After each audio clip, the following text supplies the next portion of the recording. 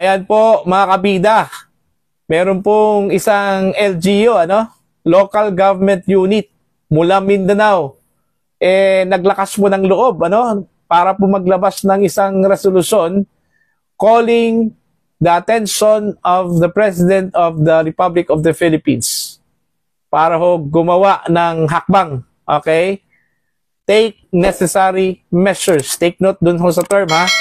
Take necessary measures para po pauwiin po dito sa Pilipinas, mga kabida. Ito pong si dating Pangulong Rodrigo Roa Duterte, At sino po itong LGU na ito? Wala pong iba po, mga kabida. Ito pong Kidapawan City. Okay? Itong Kidapawan City po ay isa po sa mga nanguna ho sa prayer rally, matapos pong arestuhin po itong si dating Pangulong Duterte, mga kabida, ng mga otoridad sa bisa po ng warrant of arrest mula sa International Criminal Court. Okay? At hindi lang po prayer rally. Hindi ho nakontento ito pong LGU ng Kidapawan.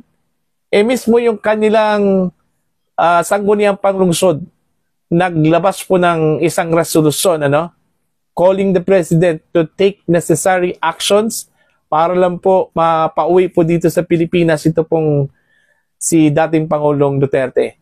Naniniwala po yung mga mamamayan at maging ang mga opisyal po ng LGU Kidapawan, mga kabida, na hindi ho tama yung ginawa at nangyari po sa dating Pangulo, Kasi ho, unang-una, doon ho sa kanilang resolusyon na babasahin ko mamaya, malinaw po, mga kabida, na gumagana po yung ating justice system. Okay?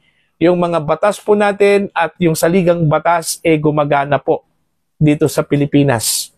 Kung meron man po daw kasalanan po itong dating Pangulo, meron man po siyang ginawa during his time as President of the Republic of the Philippines, dapat dito ho siya kumarap at hindi ho doon sa International Criminal Court. Okay? Able man yung ating justice system. Ano bang problema? Okay? Bakit hinayaan po nating isurrender po siya doon ho sa International Criminal Court? Diba? Yun yung aking interpretasyon doon ho sa actions po ng mga opisyal po ng LGU Kidapawan. Eto, babasahin ko po, mga kabida, ito pong kanilang resolusyon. Actually, 3 days ago na po ito, Okay, pero nakatawag pansin lang po ito sa akin. Ito pong ginawa po nila kasi most likely sila pa lang yung LGU na naglabas po ng ganitong resolution po, mga kabida. I don't know sa Davao City kung meron bang ganitong resolution po, yung tono po niya na calling the President, para po gumawa po ng action po, mga kabida, para lang po maibalik sa Pilipinas ito pong si Digong, Alright, ito po yung kanilang resolution. Babasahin ko lang po, Proposed Resolution number 102, Series of 2025. Okay?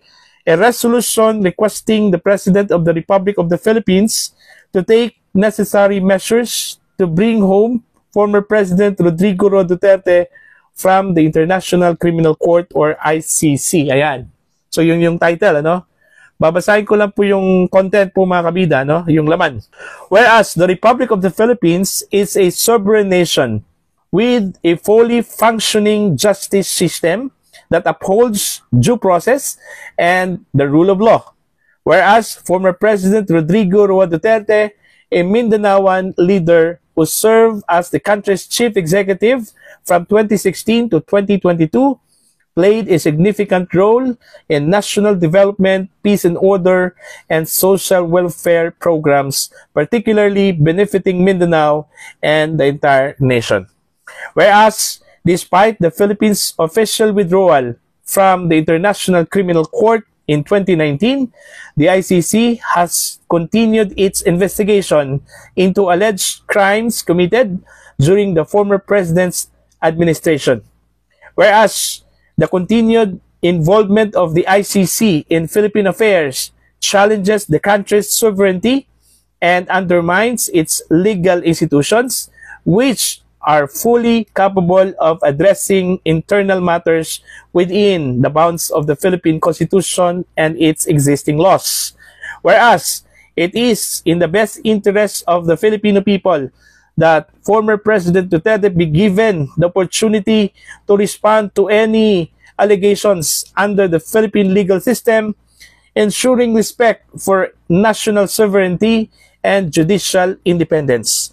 Now, therefore, be it resolved, as it is hereby resolved, that Sangguniang Panglungsod of Kidapawan respectfully request the President of the Republic of the Philippines to take all necessary diplomatic, legal, and government actions as to ensure the return of former President Rodrigo Duterte to the Philippines, where he may be accorded due process under Philippine laws. Resolved further that copies of this resolution be furnished to the Office of the President, the Department of Foreign Affairs, the Department of Justice, and other concerned agencies for their information and appropriate action. Signed, Aljo Chris Dizon, City Councilor. So yun yung kanila pong resolution po mga kabida, no? So, ang ibig sabihin po dito, pati yung kanila pong mga opisyal, ano, sa pangunguna po ni Mayor Pao Evangelista, no, mga kabida, tutol po sa nangyari po sa dating Pangulo, not specifically siguro doon ho sa pagkaka-aresto po sa kanya, pero yung pagpapadala po sa kanya doon ho sa International Criminal Court, ano? Ang pagkarinig ko po mga kabida, doon ho sa legal discussion po ni Attorney Nila Bayon, ito pong International Criminal Court, according doon po sa preamble po mga kabida ng Rome Statute, ano, particularly sa paragraph 10 po mga kabida, parang supplementary lang po itong ICC, ano, sa local courts po natin, ano po. Kailangan pong unahin po yung ating domestic laws dito, ano, bago ho itong International Criminal Court. Kung hindi ho working yung ating mga batas po dito, yung ating judicial system ay hindi working, okay, paralisado, that's the time na papasok po itong International Criminal Court. Hindi naman po nangyari yun, ano? Since sa panahon po ni Digong, working naman po yung justice system po natin. Ang sabi po ni Justice Secretary Rimulya, yung time daw ni Digong po mga kabida, failure daw yung justice system po natin, which is, I beg to disagree, ano? Kasi kahit po hindi ako abogado, alam ko na working yung justice system. Isa po akong journalist, ano? Isa po akong journalist at nagko-cover na ako nung time pa ni Digong, ano? Sa mga pangyayari po, ano? Sa Pilipinas. Wala naman pong umalma na mga tao nung time na yon na hindi working. Hindi ho nabigyan po ng hustisya yung mga nagreklamo, ano?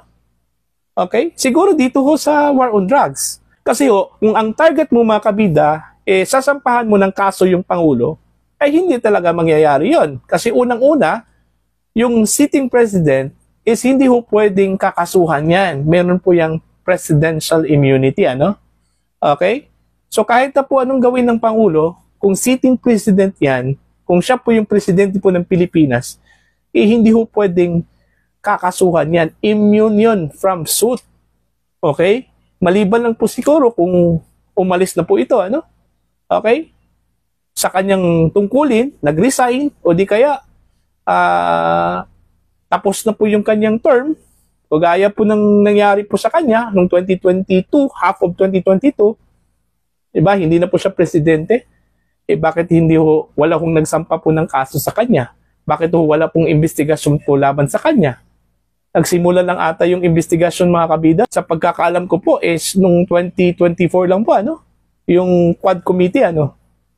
Okay, pero since half of 2022 hanggang 2023, parang wala Puro lang po parinig yung ating narinig nung mga time na yon, ano? Pero yung actual na investigation, okay, yung Quadcom, patungkol ho sa kanyang war on drugs, nung 2024 pa yon, ano, mga kabida. So, yun. kung titingnan po natin yung sitwasyon ng time ni Duterte na sasabihin po natin hindi working, hindi totoo yun. Okay? Hindi totoo yun. Marami siguro mga abogadong magprotesta doon. Ano? Pagsabihin mo na hindi working yung justice system. Pati siguro yung mga judges at ito pong mga maestrado po natin sa Korte Suprema, magpoprotesta yon. Ano? Pagsabihin mo, nung time ni Digong, wala pong silbi yung justice system. Patay yung justice system. Failure yung justice system. Diba? So, siguro, may kapalpakan yung justice system po natin, pero hindi perfect.